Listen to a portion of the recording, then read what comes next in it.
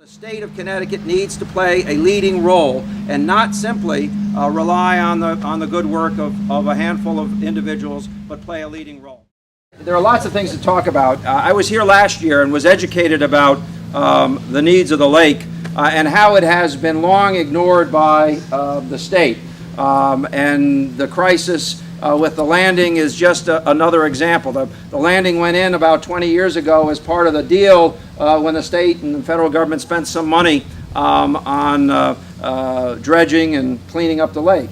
But since then, the state really has largely failed to honor its commitment to the lake and the people who recreate there and live along its shores. The governor continues to do that even as we speak. I was speaking to Mr. Riley over here, who was able to educate me even a little bit further about the lake this year. I just made him a proposal, and that is that we should have a Bantam Lake license plate so that we could raise money for restoration of the lake. Somebody else can take credit for it, but Mr. Riley, you'll remember who told you first.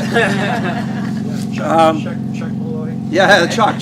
There you go. So, but you know, I also, when I was here last year, Larry, you might remember that folks educated me. I went home and I blogged on the issue of lake and lake management in the state of Connecticut. And my commitment to waterways is pretty well known. I'm very proud. I got to tell you about one project in Stamford that we're working on right now. It's called the Mill River. And we are going to take a dam down on a river in Connecticut. And when we do, that river will be free-flowing for the first time in over 300 years. And we're going to restore the banks of the river as well.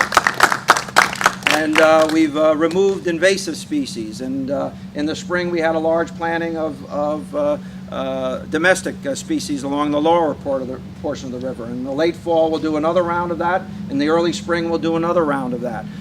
We need to have public servants like Nancy and like Dick and like our great congressman who are committed to doing the right thing because it simply is the right thing. Great to be with you. Have a wonderful day. Thank you very much.